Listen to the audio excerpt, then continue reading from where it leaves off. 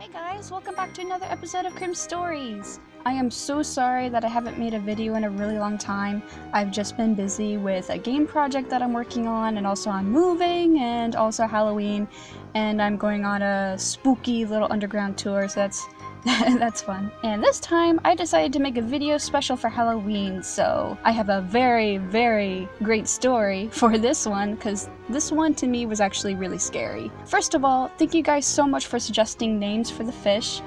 There were so many suggestions, but a lot of them were kind of weird, and so let's just go with Spice. I think Spice will actually fit in pretty well. Alright Spice, welcome aboard. Plus now you're pink now. And you guys are probably wondering, Crim, what are you wearing? Well, I've never seen anything like that. Well, it's a little creature that I made called a Lamau, and it's for a universe that I was working on and still am right now. So I decided to dress up as that, and since it was just past me and Damien's 7th anniversary, I decided let's go ahead and post another video. And I'm gonna tell you a really scary story that happened to me in the past, and I hope it doesn't suck, and I hope that this will actually make you a little bit scared if this actually happens to you. So here we go. So one day, probably about around like 4 years ago, I was probably like 15 or something, I went out into the mall with a couple of friends, including my boyfriend Damien. And that day, I wasn't feeling too well. I actually was suffering from a lot of cramps, and I felt like something was stabbing me deep inside into my stomach. And I was kind of being stubborn, so I didn't tell Damien right away,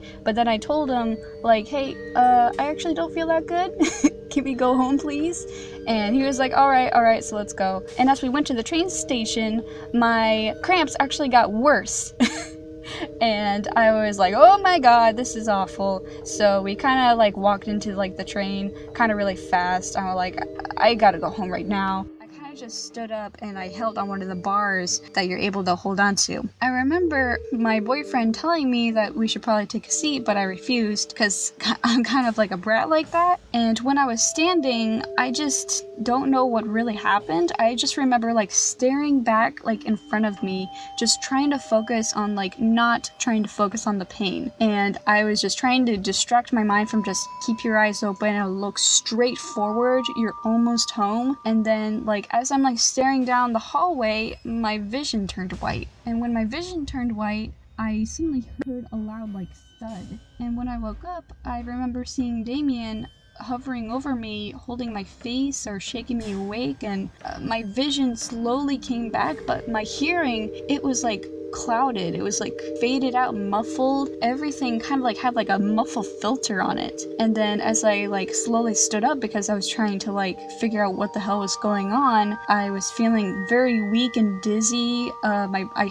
kept hearing my boyfriend, "Are you okay? Answer me, are you okay?" And this other nurse lady was like right next to him telling me to put my head between my legs because blood flow would like rush to my head and it would make me, I guess, feel better. But I didn't do that because I was just being a stupid derp at the time. And so Damien told me that our stop is coming up really quick. It's just like one more stop away and we gotta like stand up because people are like, they have to get off the bus too. And the only way for us to get off is if I stood up. So I did. I was like trying to hold my posture, but I was still like so weak. Damien, he like held onto the bars behind me and he put me like in kind of like a little tight lock. So I was leaning against his chest as he was trying to hold me up the best that he could. And then when our stop finally came, I seriously like couldn't move or like do anything. I couldn't even walk. He had to drag me out of the train in order for us to actually like get out. And I remember trying to like move my feet, but like my boots were just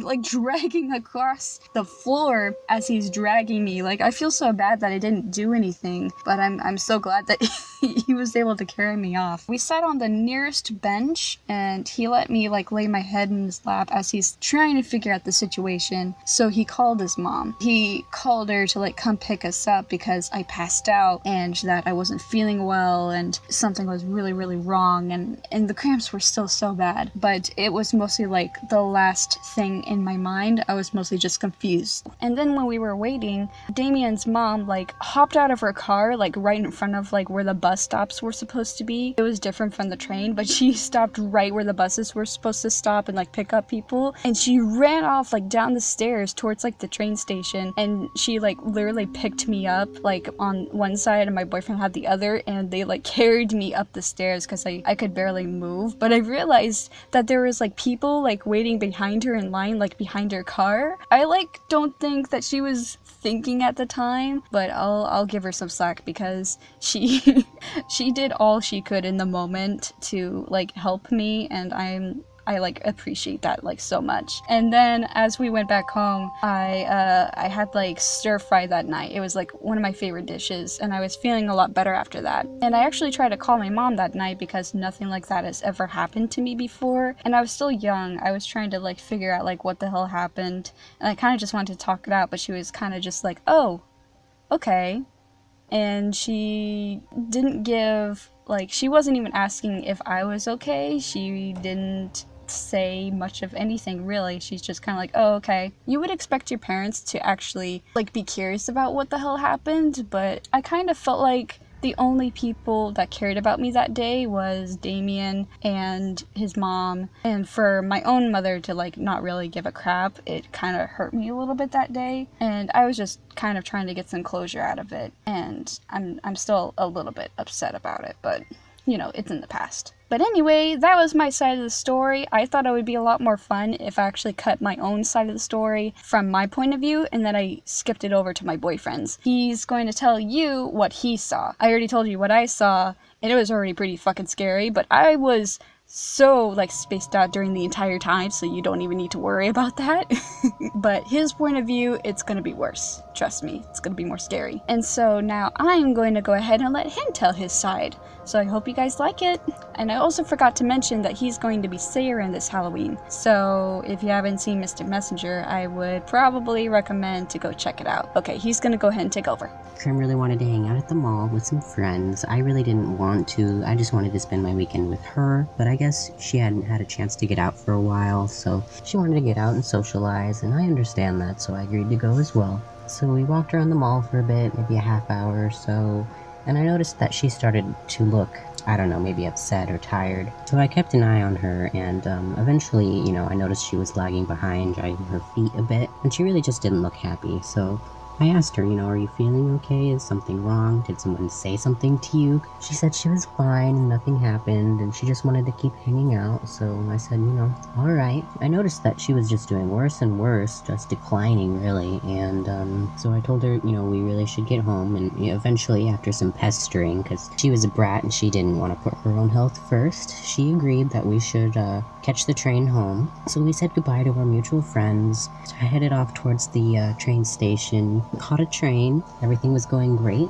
When we got on the train, I looked around, saw that there weren't many seats free, maybe just one, none next to each other, so I asked Crim, you know, do you want to sit down there? She shook her head, no, I don't need to. I don't want to take that seat away from someone else who needs it more than me. I don't want to, you know, inconvenience anyone. And I was a bit upset with that answer. I thought she more than deserved to sit down, but she really didn't want to, so we stood in the center of the train, her hanging onto one of the little poles, and I was concerned that she might trip or fall, or maybe get knocked over when the train moved. I noticed that her eyes are sort of like becoming unfocused, and to be honest, I was really freaking out, and I didn't want her to fall, or I don't know, I didn't want her to pass out or fall or anything like that, so I kind of started to yell a little bit, like, hey, what, I think I just said, like, Crim, stop, you need to hold on, like, Crim, what are you doing? Crim, stop it. All her weight fell into my arms, and I was right, I could not hold her up while, you know, the train was moving and also kind of pushing me back, and I wasn't holding on to anything else.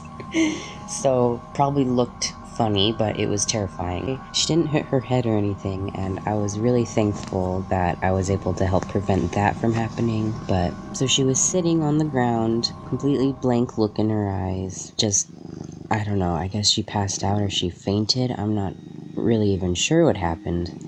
And I immediately, you know, I got down and I was like, are you okay? Please answer me. Are you okay? Are you okay? Can you look at me? Can you talk to me? What's happening? I don't know what's happening. I didn't know if I should call an ambulance. I didn't know what I should do, because no one really prepares you for a situation like that. Out of everyone on that train, just one person offered to help, and their form of help was just telling me that she needed to put her head between her legs because it would help the blood, like, go to her head or something. So I tried to communicate that to her, but I couldn't even tell if she could hear me. I said, you gotta put your head between your legs. That's what that lady said. Maybe it'll help. But, Krim, she was just sitting there looking around. Her lips were so pale. They were like deathly pale, like how someone does zombie makeup or something. It was so terrifying. By the way, this was like midsummer, 90 something degrees outside. She was so cold, like she had been out in the rain or something. So cold.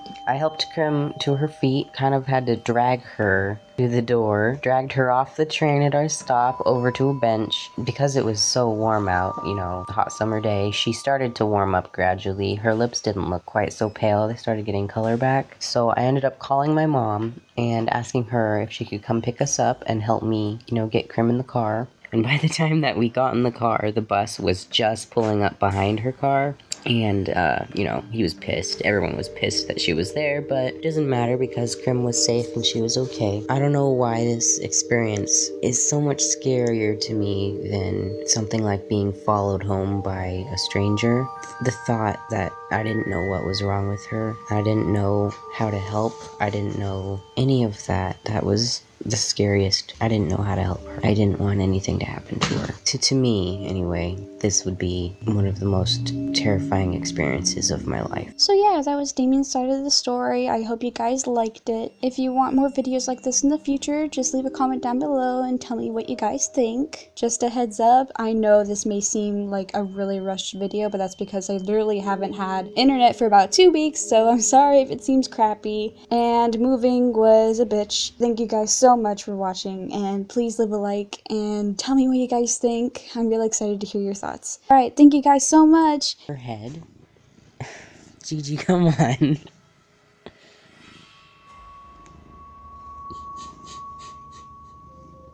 Come on, you have to do this right now.